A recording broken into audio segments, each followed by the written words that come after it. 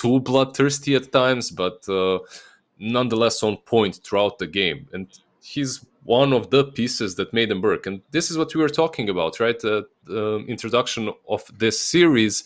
If every single piece works as equal on the side of team spirit, they can take the series.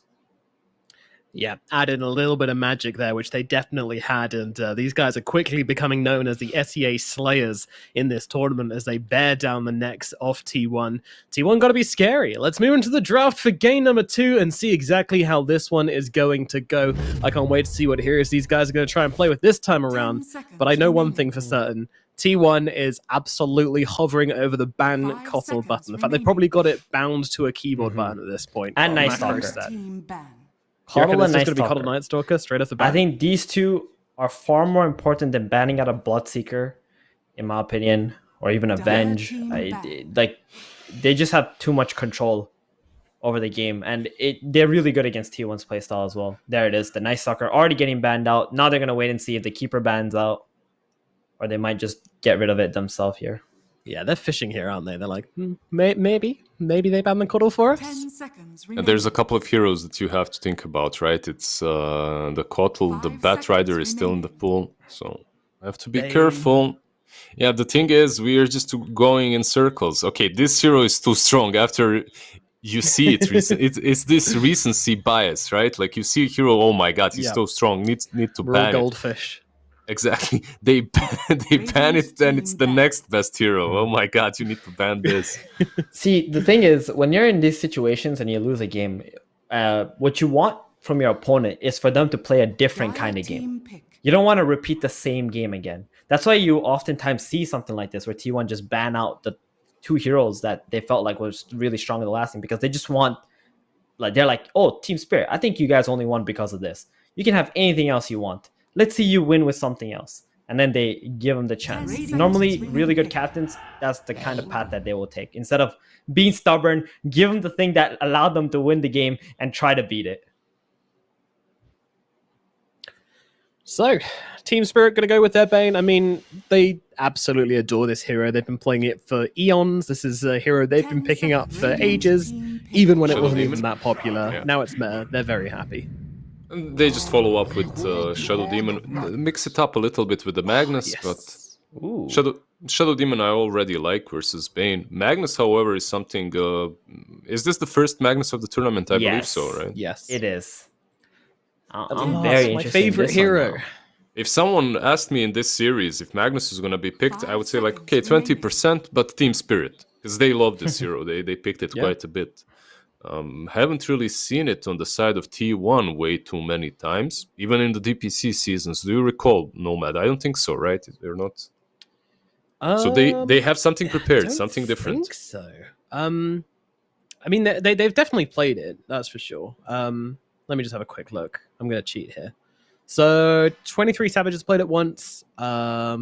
Oh yeah, it was that horrible. I remember now. It was that horrible week in which every team tried Magnus Carry and failed. There was a week in SCA DPC in which every team, they had a go at this Magnus Carry. There was an idea in pubs, and everyone was copying each other, but it didn't work a single time. All right, Cuckoo's played it 3 times in the offlane and won every time. Oh, there you go. That can work. So... flexible, very flexible. Been played once by both of the core heroes this patch, and yeah, they've this is something they know and love. Well, there's still a lot of really good heroes open right now. Like you said before, Bat Rider, that's still available. They decided not to go for that. Both sides here. Gyrocopter being picked up by Team Spirit. They know that is not coming back if they don't pick it in the first phase. Pretty much their most successful hero, right, in this tournament. Yeah. On that position 1, Gyro and Bloodseeker. Gyro probably overtaking the Bloodseeker now.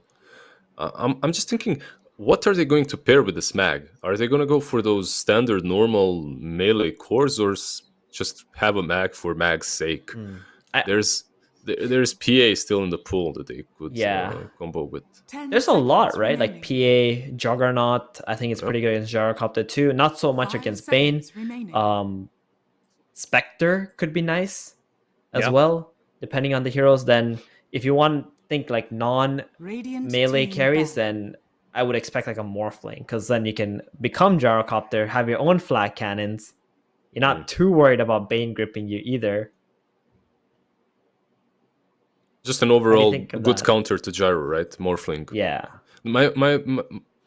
Yeah, I like Morphling. I like it a lot versus Gyro. There's one single thing that worries me, is that the way Team Spirit plays around Gyro is so fast paced that you might not even get to that point in the game in which you're truly a carry as Morphling. But it's doable. They ban out the Bloodseeker instead, something Team Spirit has played on offlane too, so protecting themselves from all sides.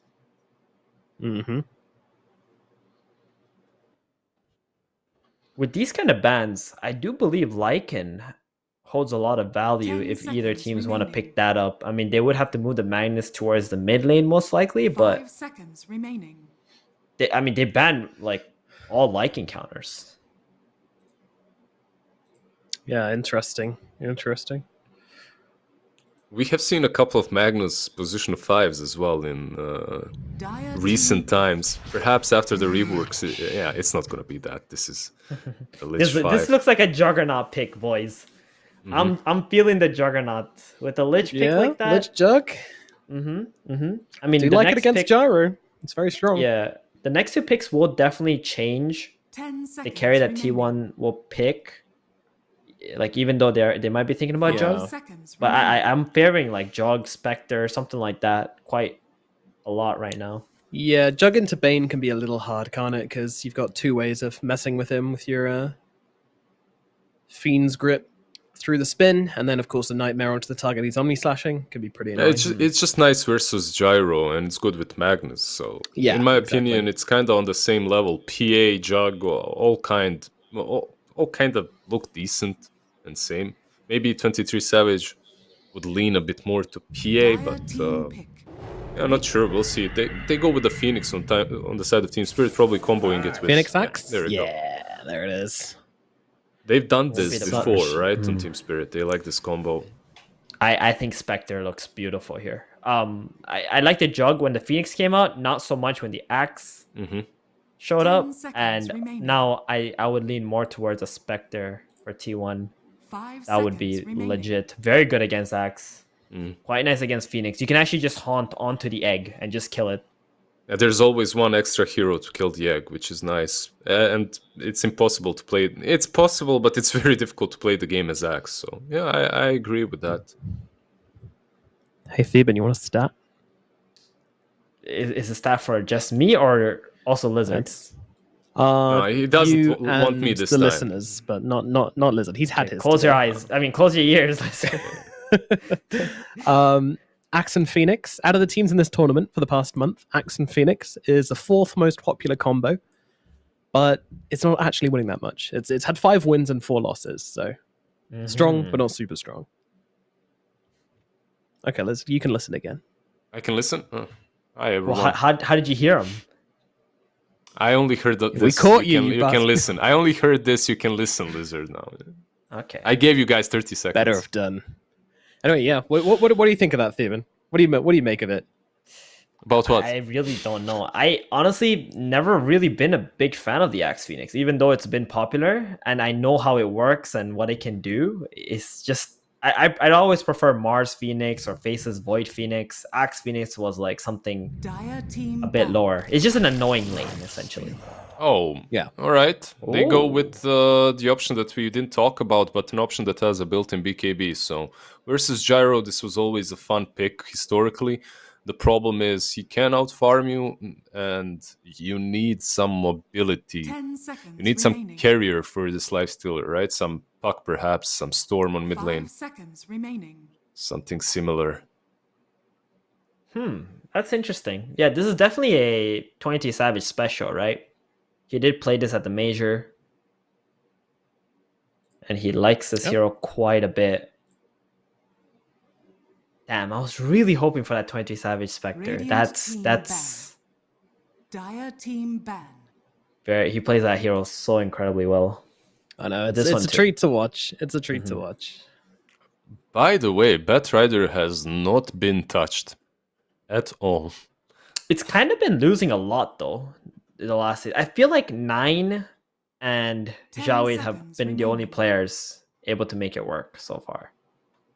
Yeah, but 5 it's also been seconds first remaining. picked, right? First phased. So the True. hero that's first phazed usually he Yeah, deserves. you're There's right. a reason. Yeah, there's a reason why it's You picked can there. most definitely make a Bat Rider work for Team Spirit, but I would say having some burst damage when you play with Axe and Bane might be a little bit better. I wouldn't mind like a Leshrac, to be fair. I know it's Ooh. not like burst, but you can take objectives, you can make Magnus, speed up the game. So Leicester and Radiant Magnus can't team farm ban. as much. There's the Bat ban that you're looking for. Yep.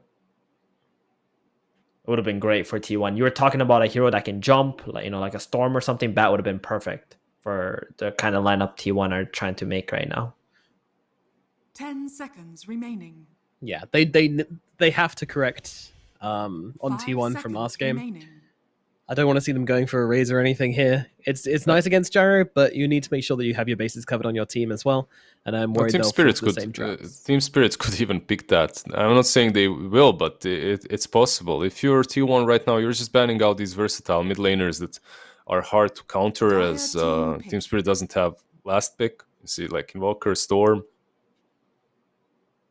Now, Team Spirit, they need to figure out the right way to finalize this draft without having a hero in mid lane that's easily countered. It's never the best position to be in. 10 seconds You know It's not. remaining. what? I like a Queen of Pain here from Team Spirit. 5 seconds remaining. I think it's a bit hard to counter it. Radiant team pick. Something like that. Oh, I okay. mean- Void Spirit. Yeah, Void Spirit. Very Same- classic, Good. standard. Yeah, same stuff, right? Like you get one of these playmakers on mid lane, maybe a little bit safer, but they don't truly have any catch on side of T1, so it doesn't doesn't even matter that much. Queen of Pain would have worked. 10 seconds remaining. And Void Spirit Phoenix have a 75% win rate together. Much stronger than 5 Phoenix seconds X. remaining. A slightly smaller pool of games, but who cares about worrying whether your stats are valid or not? Just say them when they sound good. Learn that one from the Has. I'm kidding. I love Nahas. We all love Nahas. We do. I miss him. 9 more seconds Me here. too. Can they put Mag mid as well? I guess that's one of the reasons why you picked Void. Should do fine no matter what. T1, they There snatched it the is. Lash. So there's no mobility that we asked for Lifestealer besides Magnus getting a blink. But yeah, you don't have to really focus on that, do you? If you're just about to get a hero that pushes, that gives you some strong presence from that mid game and the mid lane. I really don't like that Magnus is pretty much the only one who can just go in and stun someone. Like, I prefer Magnus to be the secondary jump. And in this game, they don't really have a jump. Maybe Leshrac can initiate with Yules. Yeah, he can get Yules, and there is another synergy. Even though like the Lifestealer using the Leshrac as a vessel isn't the best thing in the world, like having a save for Leshrac is always good. You've got the Shadow Demon, you've got the Lich, and also Lifestealer can infest him as well, which is 10 really good seconds to just give him that remaining. extra health, help him survive through the burst. Keeping Leshrac alive is key in a lot of these engagements. I kind of Zephyr- like it. Zephyr needs to be on point, not only for saving Lash when they jump them, but saving the Lifestealer. When we were talking about melee heroes that are good with Magnus, we mentioned Jug, and you, Nomad, you stated that it's kind of bad because of the Bane. Well, Lifestealer has the same problems as Jug, so Zephyr needs to be on point to have those saves ready for the Lifestealer and for the Leshrac. I can see the idea behind it. I actually think Team Spirit's draft is slightly better. Ooh, you even gave an eye flutter with that one as well. You know you're being genuine when you get the lizard eye flutter. Theben, what are you thinking? This one's hard, man. I want to go with T1 here. It's just that I don't know if they have enough. If the Leshrac was the right choice here, but I do believe they have more potential with this Lifestealer. He's going to be really farmed. You know what? Let's go with the Lifestealer draft. I think it's going to work out this time. Okay. I am going to go for. It's so hard to bet against Mag. It really is. So Oh, I don't know. I can't really call this such a close one. Like, there's so many nice intricacies between both of these drafts. I think I am going to go for T1 in this one, simply because they got their backs against the wall. You know, SEA is strongest when people are doubting them, and I think it's go time for them. Make or break, SEA. It's time to get your own back. Let's throw it over to a cast for this one. We've got BK and Mo Farah on the case for game number 2.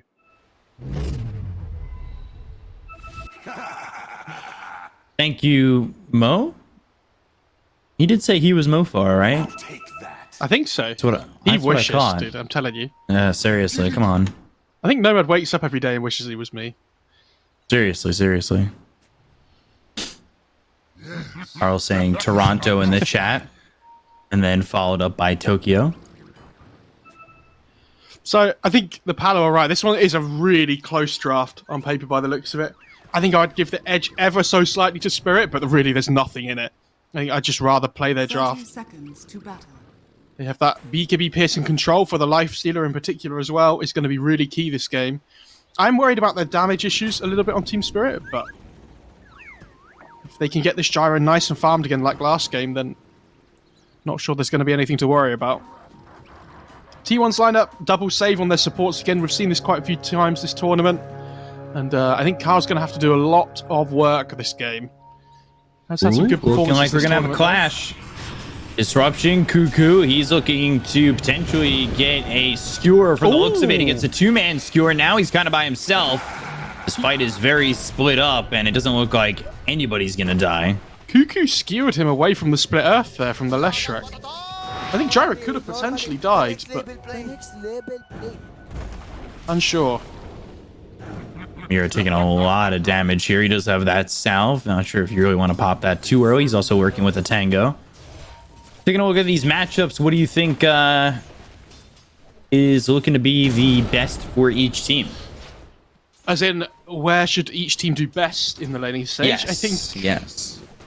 Read my mind. I'm interested to see how the Axe does against the Life Stealer, because Axe isn't really a hero we see a huge amount of anymore since the changes. He used to be basically a first pick hero all the time, but I feel like T1 should do really well in the spot lane. Like the Life Stealer constantly chipping away. I'm assuming at some point Team Spirit will eventually just start cutting waves, and then the Life Stealer kind of just trades farm. So Right. I'll have to see. I remember the days of when we used to see double stout shield axe. That was fun. oh god. Thank god they took that away. You should never do any damage to him. Ooh, I'm taking a lot of damage from the neutrals. And 23 taking a lot of damage at the moment from the axe. A couple of right clicks, and I believe a spin with that battle hunger on him.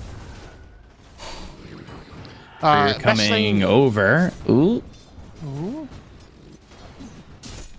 SAPPHIRE taking a lot of damage here. He has the disruption ready for the homing missile coming through, so he should be fine. Ooh. Yeah, instead he lets it hit him, but the skewer away Maposhka up out of the map What? and then back in it. Sure. I think he was stuck behind a tree that was like on the edge of the map. That was so weird. Now the disruption comes out. It wasn't a self-disruption. Nobody dying yet. Top lane, though, still with the back and forth between the supports.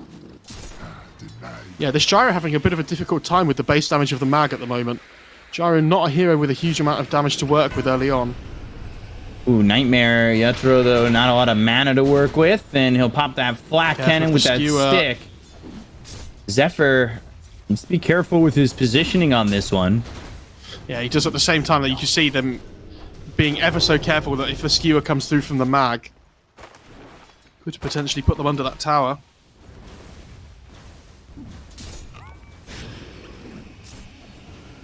Nightmare again, Maposhka. Has he got him? Just throwing these right clicks. He's hoping to get him, but the time he's out of this disruption, he won't be in range to get that brain sap for what could have been first blood. Yeah, he didn't quite have the mana, unfortunately, as well. Whitemon Battle Hunger, bodyblocking Whitemon. from the axe. And doesn't want to go into the tower, but hit with that Frost Blast really quickly. He'll back away from trying to get this, but the Battle Hunger doing a lot here to Whitemon, making his life very difficult in this bottom lane. That being said, T1, top of the CS in all 3 lanes. Yeah, I was going to say the laning's going much better than game 1 so far. T1 having a good time. Especially this mid lane as well. Carl seems to be doing a really good job here. 7 denies already to work with.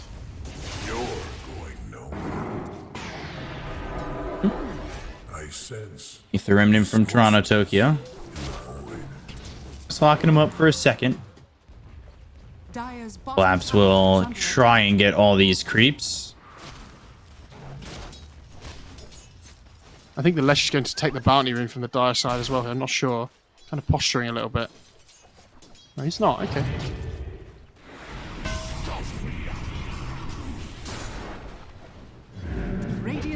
Certainly giving it some thought. Oh, even... Ooh, ends the stun. On Toronto, Tokyo, Diabolic Edict chasing for a second. And I was going to say, he even glyphs on Carl there as well to stop the voice spirit pushing the wave out. So they are going to trade the 4-minute runes. No support rotations for once, which is pretty rare at the moment. Not something you see very often. yeah, we've been seeing a lot of 3v3s. Homing Missile coming into Cuckoo. Zephyr's got that disruption. Cuckoo A-OK for now. And yeah, Mapochka's got to watch his positioning. 23 meanwhile bot. He's kind of low too. Interesting, no shockwave leveled up on the mag as well. Usually we see these offlane mags go for at least, 2 points in the shockwave relatively early on. But... Max pulling this creep wave all the way over. I'd like to see Toronto Tokyo, maybe they get a support rotation when he hits the level 6 mark in the mid lane, but... I'd like to see them try and play off that big Astral Step timing. And you can see already now, this is what we were talking about, Collapse. It's just going to start skipping the creep waves now. Aiming for that Vanguard timing. Oh, you Toro. Ooh. Well, stacks, and he's got 3. We'll miss the 4th. Mapochka, though. Entry trying to get a kill here on a Zephyr, and we'll get first blood again. Almost feels like every time he's on this Bane, he gets first blood successfully, and Mapochka on these 5 positions has just been so deadly. Now, Beacop, what's the similarity between last game and this game? At this point. Mapochka got first blood? Yeah. And what does that mean? He gets more... Come on, Beacop, you can do this. It's like a test. Praise? Ah, Sure. shit. I was going to say, look at the supports of net worth this game. It's similar to last time. Yeah, it is pretty similar. You've got Shadow Demon at only 400 now. Ooh. Toronto, Tokyo taking a lot of damage, but they've got the Astral Step going into the Diabolic Edict. Mapochka is saving that haste rune to fill up that bottle, though. Yeah, look at the difference in support net worths. Again, this game is so similar. They've had to spend so much gold on regen in the laning stage, and their cores haven't necessarily benefited from it massively. And these supports only have consumable net worth. I think the only one who doesn't is the Lich with the stick. But other than that, Smoke, Wards, Mango, Clarity. A tithe to the impurity. Now, this bot lane, basically what happens is the Axe and the Lifesteal are both trade farm, right? But the Axe can farm the neutral camps at the same time as well. So it's obviously slightly Axe favored. And the Lifestealer can bring the neutrals towards, can bring the wave towards neutral camps as well. But he doesn't farm them quite as quickly. You see he's doing it right now. They've smoked up. They want to go and get this Axe, but Collapse got this Vanguard, and he's so already eluding them. Carl coming over, and their lockdown would be disruption into a split Earth. And he breaks the smoke. The stun lands. He's in trouble. We'll get the call off, but I don't think that's going to matter. The Sinister Gaze comes out from Whitemon. They get the kill into Collapse. They will get this Axe for one. Oh, they're taking the stacks, though. Oh, dear. And Cuckoo comes over and spots the last of the stacks being gone. No RP. It's like 1 XP off the RP on Mag. I don't think it would have mattered because there's nobody nearby, but...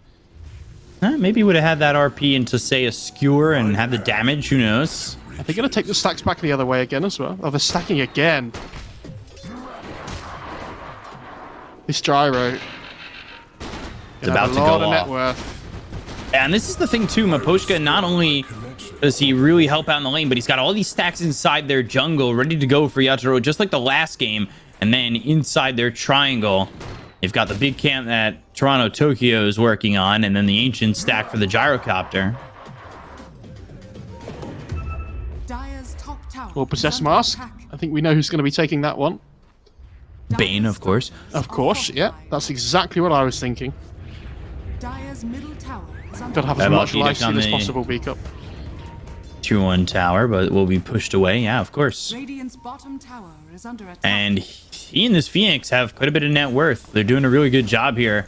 That's where we'll finish off. And he is, this time, not gone straight to the Crystallis. He's gone into the Treads, and now he's going for the Crystallis. I just want to say something quickly. I think the Lesh is just going to push this wave out, and they might just smoke and go for the Axe again. You can see Collapse. He scans because he thinks that they're going to be making this rotation towards him again. Ooh, is Collapse going to get this? Yeah, he'll take the stacks instead. I think this blink timing from the Axe is so key, though, this game. You need that raw initiation. Yutori's getting so low in the jungle. He's playing with fire. I mean, he's obviously not under any threat, but... Living on the edge, and he's got that Crystallis flying out. Carl, gonna try and force this mid-tier 1 down. Cuckoo making the rotation as well, so... They do get it. They need to be careful about how they retreat from this, and they'll all go south. This is with 23 taking some harassment from Collapse, and I think they want to wrap all the way around and get the kill on this Axe. This is a good wraparound if they continue it, but they wait and they farm the jungle. Thank goodness Collapse did take that ancient stack as well, because T1 were ready there to invade and try and take it away from what they assumed would be the gyrocopter. I'm a little surprised that they didn't play aggressive and go for Collapse in that bottom lane, but instead took that one camp and placed down some vision. Radiant's top tower is under attack. I mean, Collapse knows something's up there, right? So, like, he walks to the right-hand side of the map. He's not even just farming the lane.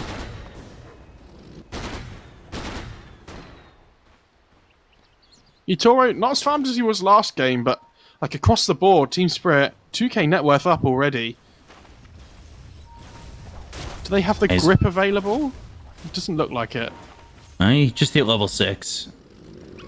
Okay, so he does have it now, when he wants to level it up. Radiant's bottom Carl's by tower himself is under here. attack. If he strays into them, it can be an issue. They're not going to spot him. That ward just a little bit short. They've also got Mira and Toronto Tokyo coming over. Carl might go for another wave here. And if he does, he might just be dead. Yeah, I think he's going to see the gyro and be like, okay, never mind. Nice to see the mag playing near the lifestealer, though. You want to use that in power as effectively as possible to help your carry, playing relatively similar areas of the map.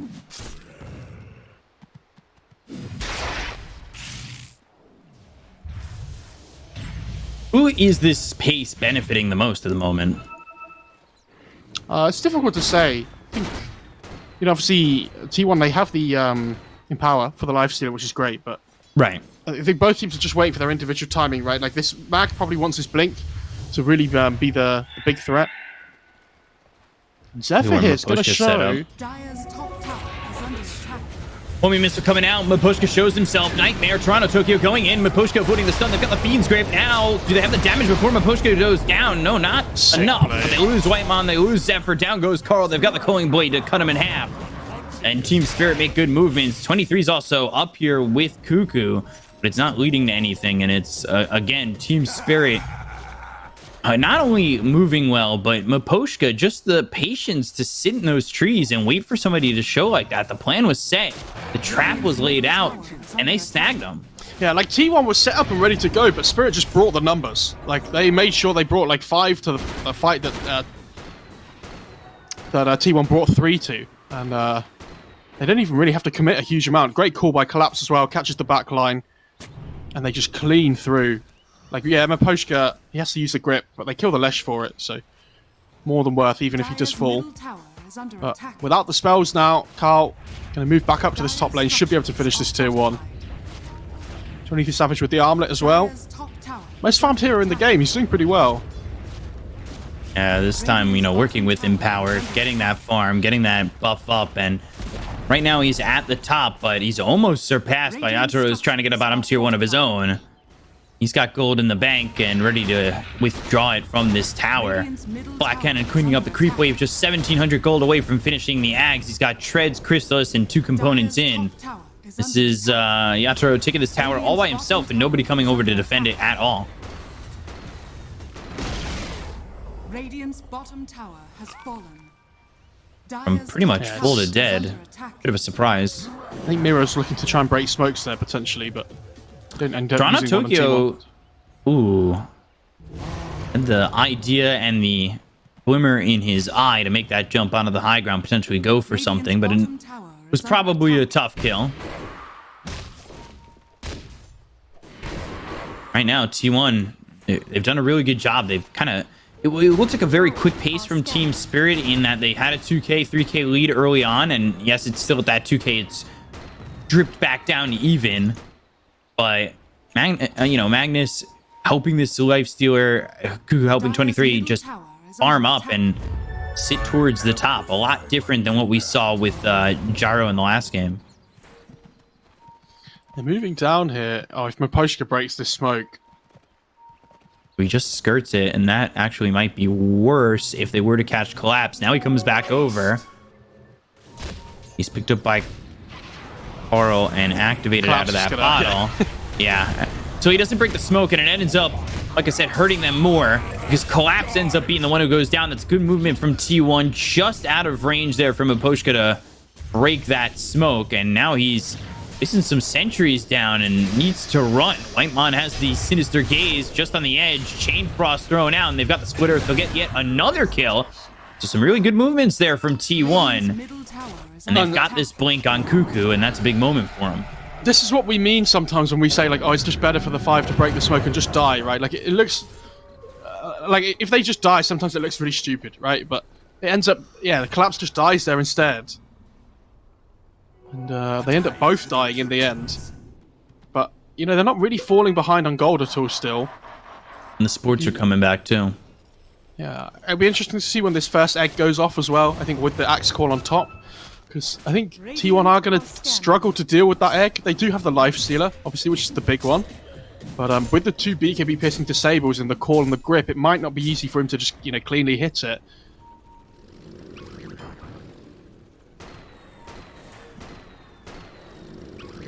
Utora is sitting under a ward here. Oh, they're gonna go. Okay. Oh, Lich breaks the smoke and TP's out. The rest of the team is out. Really well played by T1. And they're gonna see the gyro up top. They've got the RP. They'll get the Split Earth. They have the control. They'll get the kill. Big one there for T1. Yeah, that's such a huge moment in the game. The fact that they managed to dodge the smoke gank and then pick up the gyro kill from under the ward. Wow. That's like such a big swing of events, honestly. Like, these are the kind of small margins that we talk about at the end of the game where we're like, oh yeah, like this could have really been the difference maker if this had happened differently. That's that first moment. Haven't really seen the call Supernova combo. They've got the Ags finished off on the gyro. They get the blink call. Astro step in, and they'll have the control to get the kill on a Zephyr. Culling Blade cutting him in half. Good move there by Collapse. It's just the support, though, not equivalent to that Yatoro kill. Toronto Tokyo, though, stepping up on 23. You need to be careful. Collapse looking to come around the back with the help of Mira. This could be the blink call Supernova combo that they want. And I think sensing that, T1 make the wise decision and back away from that area of the map. Yeah, I mean, T1 are going to hang around on the left, and Team Spirit are going to hang around on the right, because they don't want to invade the high ground that T1 are sitting on. And they're D-ward instantly from T1. Really well played. They do get a much deeper ward down, though. Not going to help so much with the tier 1, but potentially later on it could. You know that Zephyr's coming over again, and Cuckoo... I almost want to say he's looking to make a jump, but he doesn't have RP. A little bit difficult for him to make the jump. Oh, he does blink in, but he blinks into the Aether Remnant. Now he's going to skewer himself back. They've got the summary. The blink call! It's on the 4! They've got everybody! Supernova right on top of it. They'll get the kill on Cuckoo and Carl. They've got the Fiend's Grip on the 23. What a maneuver from Team Spirit! Oh, Collapse! What a call! I want to point out... I want to point out quickly as well, it's not just the call. The start of that fight, the Magnus goes in to blink in Skewer on top of Toronto Tokyo to try and chain stun him, but he's preemptively put an Aether Remnant down so that Mag blinks in on top of the Aether Remnant, and that completely loses the fight. And then all of a sudden there's just 4 heroes on top of each other because they're trying to react to the Mag blink. And Yeah, insane call by Collapse. Yeah. And Toronto Tokyo does a good job there of backing away from the group as he was getting hit with that chain frost, so it didn't bounce and potentially they lose anybody from that chain frost, because so White Mom was the only one not hit by that call. They play it pretty much perfectly, and they were set. They were preemptively set for the Magnus to jump in. You could tell that Cuckoo wanted to jump, and then he immediately pays for it by getting hit by that Aether Remnant and skewers himself back alone. Dire are scanning. It's just So such a T1 heads-up play by Toronto yeah, Tokyo. It's really covering your bases. I mean, we saw that play from T1 before. I think it was yesterday, when they played the sniper, and they were laying Aether Remnants on top of their sniper in case the other team tried to initiate, so... I think that's the first time we've seen it actually work, though, this tournament. Yeah. Kai Assange picked up for Carl. Forget the Seb chat word, by the way. Collapse, man. Like, Radiant Yeah, scanning. somebody spam his name. Scan comes out from the Radiant, so they know that the Dire are up here. Assimilate trying to run. Cuckoo's here with 23. They use that RP, I believe, and yeah, that's gonna the lock Nightmare up save. this Void Spirit, but they've got the Nightmare save. He's still gonna end up going down. The Supernova's gonna be on the high ground. They're going with the flak end, and the damage coming in for Yatoro. They get the kill on the White Mon, Karo, Cuckoo, all hitting the deck. 3 heroes gone. 23 will breakdance to safety, but he's not even that far away. Collapse goes for a call, but that's well far out. I think he thought he had Blink again for some reason. I think Double he blink, blinked of in and then course. tried to be like, oh, I'm gonna blink, cool. It happens. Radiant's Yeah, top good play by tower is under attack. T1. Like, they find the initial entrance onto the Void Spirit, right? But it takes so long to kill him because of the Nightmare save from the Bane. But then, like, the follow-up damage coming through from Spirit is just far too much. They managed to get this egg down again. Yeah. And look at Mira's net worth in this game. Mira on this Phoenix. There's so much. Zephyr dying again at Toronto, Tokyo. And there's the BKB for the gyrocopter. Oh, it's for the axe. Oh my goodness. Okay, Mira's got Veil, Force Staff. He's level 13. He's going into the Shard, and he just about has the gold for it. It's not normal that you see 2 items, and then just after the 20-minute mark, Shard 2. For a support in that 4 position. What's crazy is he's almost as farmed as Cuckoo, who has the benefits of Empower. Yeah, but I mean, they have been winning fights though on Spirit Ray. So they do have that benefit going their way. Radiant's What's the top Lifestealer tower building? Is he is going under attack. Scardy? Or... Yeah. I feel like he kind of needs to he this is. game. I was wondering whether he might go for a damage item, but I think the Scardy's far too good to pass up here. Bottom lane pushing in. Aether Remnant's there for the TPs. 23 might go right into one. He does, but there's no follow-up jump. They are smoking and wrapping around. They want the backline. They want to be able to kill like the Shadow Demon and the Lich if they're trying to be in position to save the Lifestealer. And you see Zephyr is here. He's just hiding in the trees. So Dire's top tower is under Now they attack. draw a line, and they're going to go right through the middle of the map and go up. yeah, it's just a good read by T1. But we talked about this earlier on, that the having the idea of like pairs sitting with each other, where like you have one of your supports sitting behind the course. It's in a dangerous place. Magnus Cuckoo. hit with the blink call. Cuckoo in trouble. Sunray on him. Coing Blade And that's unneeded. The Mag's I going to know. have to buy back here if they want to RP. contest this.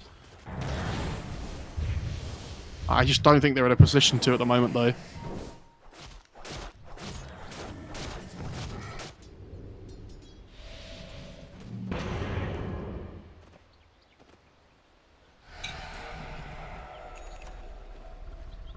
Faking this Roche.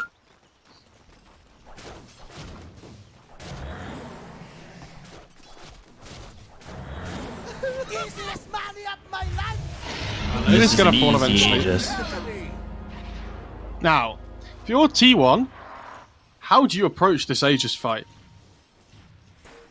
It's so difficult. They have grip here available on the Bane, so if they can keep vision on this Lifestealer... Oh.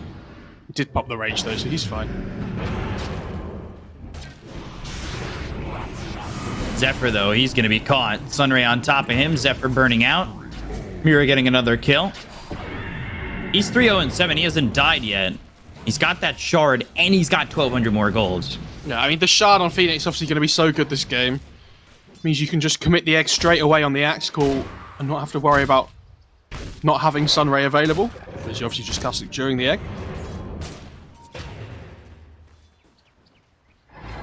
Is about to hit that 10,000 net worth lead mark.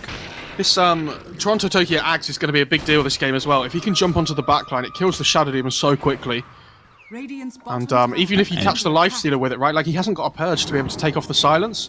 Yeah, and it could He be a has no problem BKB, for Cuckoo right? too, right? Yeah, it's a really good item, this game. Like, I know we see Ags a lot on Void Spirit normally anyway, but this game in particular feels like it has so much value. So they take the tier 2 in the bottom lane. You've got Karo just trying to push out the top tier 2, and well, Lifestealer trying to get it into the sky. He's 1,000 gold off of it. But you can see Team Spirit, they're still ready to go, and they're going to pop that smoke, look for more. Yeah, they know there's nobody bot, right? So they just smoke, and they're going to run across the map and just see who they find. Because T1 have to be somewhere. They're not just going to be sat in their base. But I think T1, they know something's up here. So they're all just starting to TP away. Yeah, Good you read. can sense it.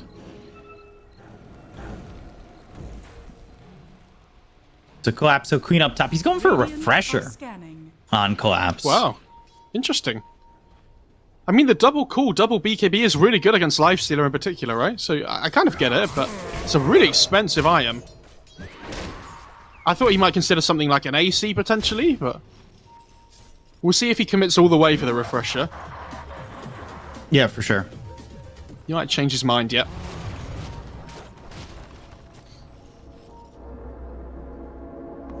Starting to move together as a unit here on Team Spirit. As T1 trying to open up the map as best they can and find some farm here. Lifestealer still looking for the Scotty and doesn't have it quite yet, but the Ags will come out for Toronto, Tokyo. And they're going to start heading towards bottom.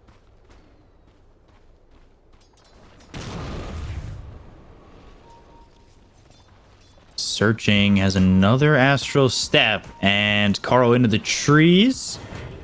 And Toronto Tokyo will show himself. Aether Remnant. Ooh. The other direction, and it might have caught Zephyr. Kind of thread the needle, didn't it, there? So right between the two of them.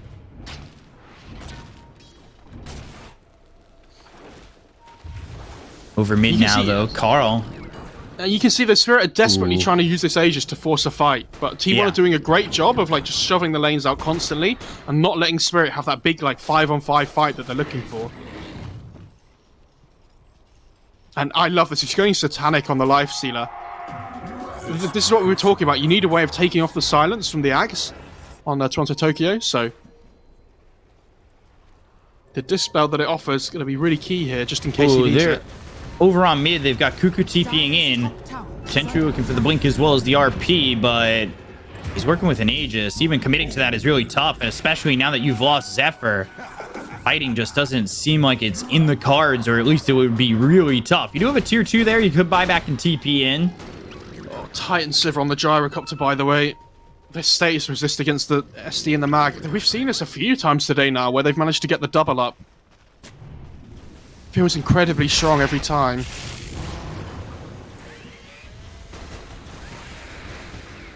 Oh, we missed They just going have to over be- on the 23. They have to respect the skewer back from the Mag here, Yeah. because the Aegis doesn't have a huge amount of time left, I don't think. It's got 18 seconds left, Yeah. and Cuckoo trying to catch up. They've got the skewer. Now they get this kill before the Aegis times out. Sunray on him, keeping Yatoro alive. Another look for the blink as well as the call, but it's not going to land on the 23. The Chain Frost doesn't bounce to anybody. And now Mira, he does have that Supernova. He gets away from the rest of the pack. Goes into the supernova. They've got the stun. The right click's coming in from Zephyr as well as Carl. They get the kill on a White Mon. They'll take the 2 supports. The Astro Step across 3. They may have gotten Mira, but how much is it going to cost them? Disruption 23 popping out of the infest. Tora's in trouble. He's all by himself. The skewer comes in, but they got Collapse coming through with the call again. They get the kill on Zephyr. They'll use the RP. They'll lock down Yatoro. They've got the Fiend's Grip out onto Carl. It's not enough damage just yet, but they've got the Astro Step coming across the bow. Essence Ring. Carl surviving. They hit the sleep onto this Life Stealer. Aether Remnant will lock him up again. Collapse trying to find Carl. He's got blink in 10 seconds. The stun lands. Can he keep up with him? Toronto Tokyo with an Astral Step. And now Carl trying to TP out. They have the damage. They'll get the kill. They'll take it a 4th. But they got Yatoro. They killed off this Gyro. Problem becomes it doesn't feel like enough. It's a 2 for 4. Yeah, that fight could have been so much better for T1. They were, well, I say that for Spirit, they missed the initial call, right? I think if they hit the call and they lay down the egg on top, that fight goes so much better for them initially, right? But the Phoenix has to egg without any protection, and it forces T1 to come over and take the egg. And as you saw, they take it so slowly, it still nearly went off anyway. And so they all get dragged out of position. They do manage to kill the egg, but they pay you their life for it. Yeah. They've It was just Zephyr and Carl hitting at the egg. They needed a +1 on it. Yeah, they did, but it was such a split fight where the Phoenix had 4 staffed away, so it was slightly difficult to get to, right? Yeah. This Gyrocopter, as you can see though from that last fight, does take a huge amount of damage from the Lifestealer. Like, and you can't even just run away on the Gyro anymore because of the Skadi on the Lifestealer. Dagon on the Void Spirit. Psychic Headband. That'll be nice for Maposhka. And he is going Refresher on the Axe. Dire's top tower is under attack. This BKB on the Lesh is a big deal now though as well. So this Void Spirit not going to be able to just completely blow up the Lesh anymore. Starting to feel like T1 have a lane, right? But even without the Aegis here, there's still Team Spirit just want to go. They want to force this big 5-5, and Zephyr. Not again. Zephyr, blink call, they get the kill, take out the Shadow Demon. Minimum 42 seconds until Roche is back up. Maposhka, he's looking to stop a TP. The grip, and he's got the Keen Optic, but now the Skewer, that stops the TP. They're going to try and get this kill, but they got Mira coming over. They'll invest into Cuckoo. Now Cuckoo needs to try and run, but he doesn't have a TP. He'll be forced to use that RP. Now they look over at Mira. They're trying to get the kill on the Phoenix, but they've got the blink as well as the call coming in from Collapse. They look over at Cuckoo. They've got the damage coming in from Toronto Tokyo. There's the calling way to get the kill. Astral Step right on the 23. He's going to try and run. He's raged up and trying to get away. Collapse. Can he close the gap and get the call? Yes, he is. He's right on it. Rocket Barrage once again. He'll get the Satanic, but the Culling Blade is in time. Collapse. Kills off 23. Sick play from Maposhka, though. Manages to get the grip off onto the Lifestealer. I'm surprised the Lich cancelled didn't cancel the TP. I don't know whether he realised what was going on and they didn't communicate it or something, but I think if the Lich cancels the TP there, maybe they can stay and fight. But either way, massive play by Maposhka. Waitmon thinking about going in, taking that outpost. Top tower is under attack. Yatoro shows a TP, so he backs away, and now the TP in from Carl. They don't have RP. I mean, they don't even have Cuckoo. Roche is up in pretty quick. 50 seconds. It's a relatively quick one.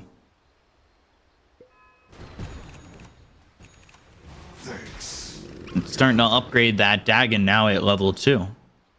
I mean, luckily for T1, the Roche spawns after the Lifestealer respawns, right? Otherwise, that could have been horrendous for them. And it spawns around the time of RP, just a little bit before, so they'll have options. It's just a very tough fight for them. And this is the... Oh, there's a DD outside the pit as well. I think this is a massive advantage for either team if they can get it. Astral Step spots it, and they'll let Yatoro pick it up and fill up that bottle, so he'll have the ability to hold it. Meanwhile, Mira, he's got an Aeon Disc coming his way, and they're going to back, of course, his 5 and look to smoke. This is a big deal as well, because it's not just the DD, it's just as he picked up a Daedalus as well. So not only is he survivable on the Gyro, but he has like a massive damage increase from the last fight. So this Lifestealer and the rest of T1 might not expect this damage increase. They group up. They smoke. 5 heroes smoked up, and they're holding the high ground trying to break these smokes, but I'm not sure that's even going to matter. Good positioning from the cause, though. Toronto Tokyo not looking to take the chance. Yeah, you don't want to just run up into the high ground without vision, especially when the Roche is up. You know, one bad fight, the other team, they take the Roche, they find their way into the game. They place down that observer ward. That's actually going to spot Carl. Carl didn't break the smoke on Maposhka, who was coming over to place down this ward. Yeah, it was just a sentry that got down. And now they'll take the sentry right on back. But in the Roche they go. I wonder if T1 know this. They must know something's up. But with the DD, this Roche dies so fast, they're going to see it with the Shadow Poison. 23 coming in, but the Aether Remnant is on the money. He'll go to the range. He'll try to come in with the blink as well as the call coming in for Collapse. They've got the Supernova over to the side. They'll get the Aegis in. Oh, the grit. Collapse gets the kill on a Cuckoo. Cuckoo dead so fast. Fiend's Grip out on a 23. Look at the Calling Blade. They'll take out 3 so fast. Carl, BKB, TP attempt. The damage is out. Collapse with the triple kill, taking out Zephyr, the only one to survive and tell the village the story is Carl. But so fast from really Team Spirit. Really well played by Toronto Tokyo as well. We didn't see it because it was off camera, but he basically just jumps the backline while everybody else is going on the live sealer. And I think T1, they basically have to react to that Roche, otherwise they get the free Aegis on the gyro, right? But it pulls them all out of position away from the high ground, and they're not ready to take the fight because they're rushing into the pit. And the support positioning from Team Spirit, really well played on the far side of the Roche pit. They get the full grip off onto the live sealer, they get the egg off. And without buyback on the 23 Savage here, Team Spirit looking really good. Levels 3 and 4 there on the Dagon 4 Void Spirit. They'll take the tier 3 and they're going to work on these racks while Toronto Tokyo works on the tier 3 over bottom for a split second, comes back over mid.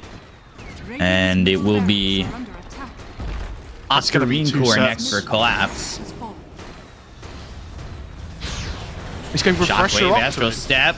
Oh, the silence as he's going Sinister Gaze. Yes. He's just trying to poke and protest to stop the skewers coming in on Toronto Tokyo. Again, there's that Aether Remnant that we were talking about before.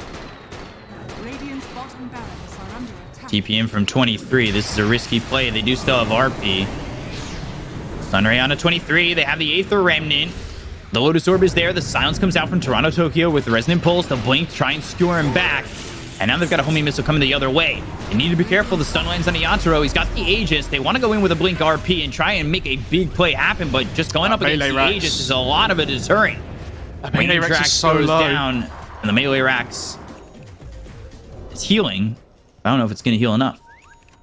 Yeah, it should go down eventually. I think they're just waiting for the next round of spells.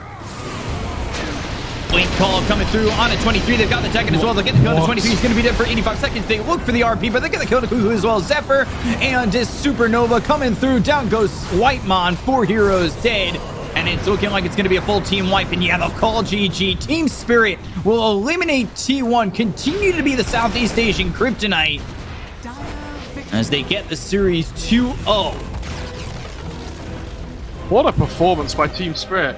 I mean, T1, they had some good moments in this game, right? Like, they had some good fights and things, but this Team Spirit, I think many people would have come into today saying that that Spirit would have beaten Team